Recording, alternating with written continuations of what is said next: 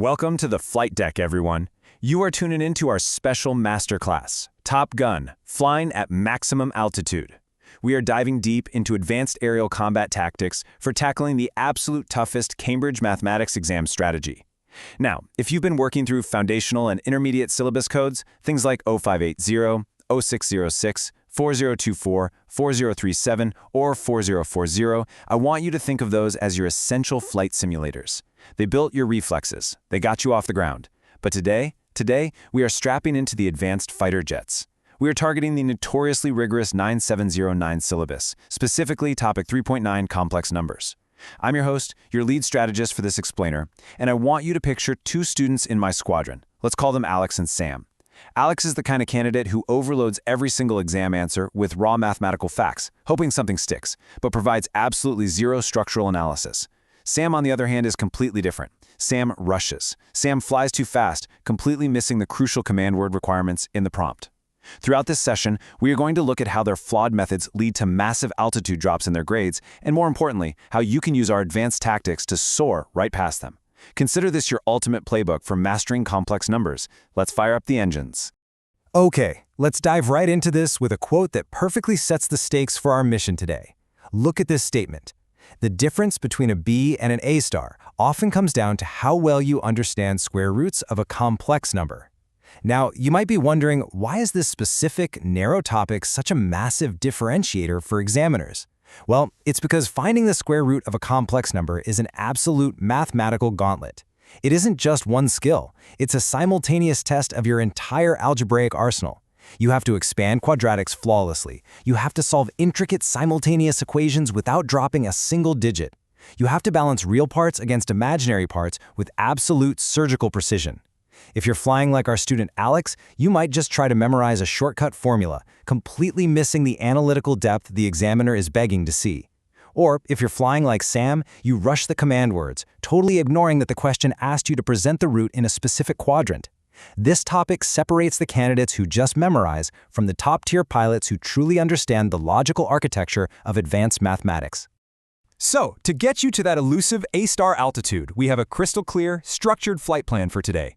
We're going to hit three main waypoints. Number 1, core principles. Number 2, technical methodology. And number 3, examiner insights. We are going to move seamlessly from the fundamental academic theory straight into the practical methodology. And finally, we'll equip you with radar intelligence to avoid the massive exam traps that bring most students down. Let's initiate Section 1, Core Principles. This is where we focus on the foundational expectations, the academic benchmarks that the Cambridge examiners hold for this specific topic. And this slide brilliantly illustrates the massive divide between an average candidate and a top-tier one. A poor approach relies entirely on superficial breadth. Think about Alex. Alex's exam paper is just a chaotic dump of numbers. He's hoping the examiner will sift through the mess to find the right answer. Conversely, the top-scoring approach, the one that secures the A-star, demands analytical depth and structured, evidence-based reasoning. This is where we introduce our secret weapon, the Peel framework. Now, you might have heard of Peel in English class: point, evidence, explanation, link. But let me tell you, top students adapt this exact framework for high-level mathematics. You make your point by setting up your initial algebraic equation. You provide evidence through rigorous step-by-step expansion. You explain your logic when you systematically eliminate an invalid negative root, and you link your final answer directly back to the original command word in the prompt. It's structured, it's beautiful, it's exactly what gets you maximum marks. Before we continue breaking down this framework, I need you to do something essential. Subscribe to our YouTube channel, Ace the Exams, at acetheexams_IGCSE for excel in your Cambridge examinations. Click that subscribe button and hit the bell icon right now. It is the smartest tactical move you can make for your revision strategy. All right, let's look at the radar system of the exam. To build that incredible analytical depth, you need to understand what the examiners are actually targeting. The assessment objectives for Topic 3.9 hit three distinct cognitive domains. First up, knowledge and understanding. This is your foundation. Do you fundamentally know that squaring an expression like x plus iy will give you the original complex number back? If you don't have that knowledge, you can't even get off the runway.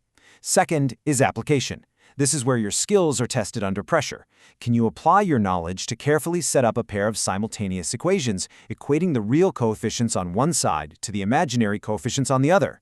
And third, the highest altitude domain, analysis.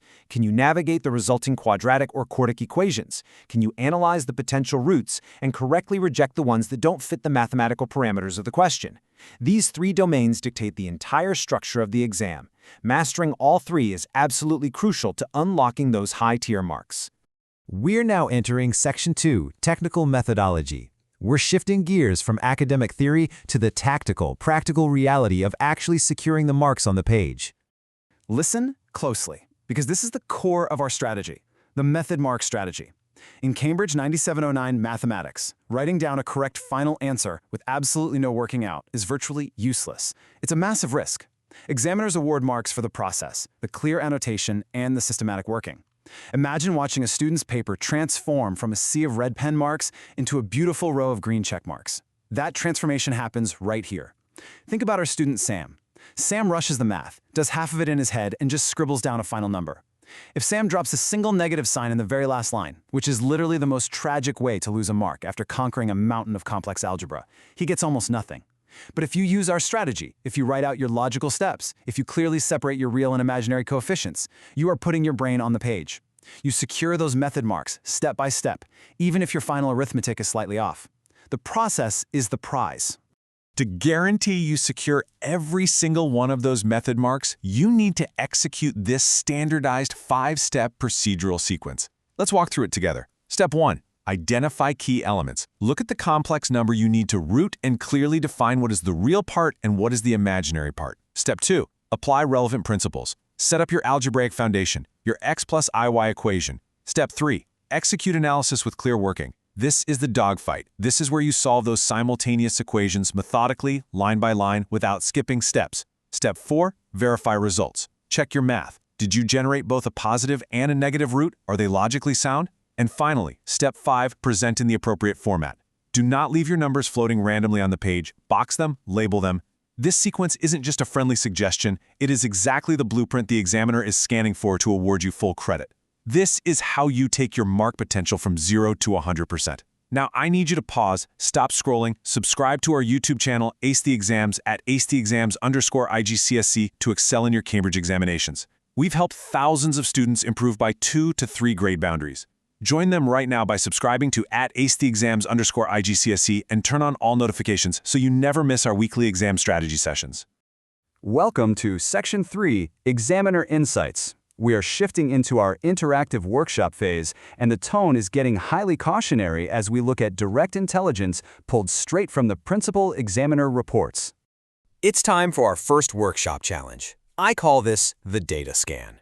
I'm going to rapid fire the top 3 massive failure points that examiners see year after year. I want you to imagine a 60-second timer ticking down in your head, and I want you to actively scan your memory to see if you have ever made these critical errors. First warning, using the wrong approach for the wrong context.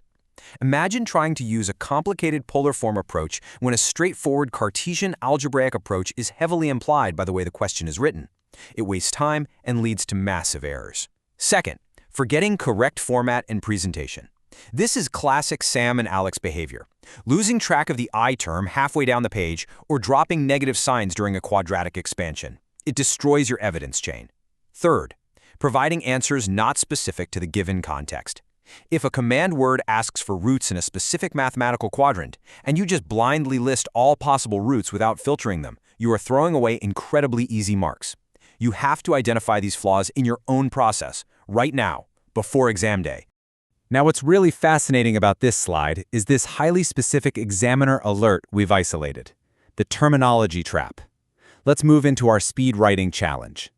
Imagine you only have 30 seconds left on the clock to write one perfect, peel-structured paragraph explaining your mathematical roots. The examiner reports clearly state that candidates consistently confuse key mathematical terminology in this specific topic. Finding square roots is a heavily algebraic process, right? But if the command word suddenly pivots and asks you to describe those roots on an Argonne diagram, or asks you to reference their modulus and argument, you must be incredibly precise with your language. Do not mix up the terms. Always be absolutely clear about what specific mathematical property you are referring to, especially if the question demands any extended reasoning. Defining your terms is your armor against losing simple marks. Let's pull everything we've learned together into our final system. Top-scoring candidates, the ones flying at maximum altitude, operate on this deconstruct, solve, evaluate loop. First, deconstruct. Identify the given information and completely decode those tricky command words so you don't end up like Sam. Second, solve. Break the heavy algebra into logical, systematic steps using our math-adapted Peel framework so you don't end up like Alex. But the absolute magic, the real secret sauce, happens in step 3, evaluate. Higher-order exam assessment demands evaluation. This is your time management matrix in action. You must check your answers for reasonableness. Ask yourself, if I square my final roots, do I mathematically get the original complex number back? If not, you've made a tactical error and you need to catch it and correct it before the examiner ever sees it. This evaluative thinking loop is exactly the proof needed to show you have reached the A-star benchmark. Which brings us to our final critical thought for this explainer. Look closely at the provocative question on the screen. Does your current revision strategy target the evaluative thinking required for top marks, or are you just memorizing steps? Finding the square root of a complex number is a beautiful, deeply logical process. If you are just blindly memorizing a sequence without truly understanding the application and analysis behind it, you are leaving yourself incredibly vulnerable on exam day. You have to challenge yourself right now to implement the systematic, step-by-step method mark framework we covered today. Think like an examiner. Prove your logic cleanly on the page. That is how you secure the absolute top marks. Listen to me, students who implement these mathematics strategies see an average improvement of 2 grade boundaries, but only if they practice consistently with our weekly videos. So here's your final reminder. Subscribe to our YouTube channel Ace the Exams at acetheexams_IGCS to excel in your Cambridge examinations. Subscribe right now to @acetheexams_IGCS and click that bell. Don't let another exam pass you by without being perfectly prepared. Drop a comment below with your target grade for mathematics and tell us the biggest challenge you're facing right now. Our expert team responds to every single comment. Make sure to like and share this video with your study partner so you can hold each other accountable. Ace the Exams, your Cambridge success starts here. Thank you so much for flying with us today, and happy studying.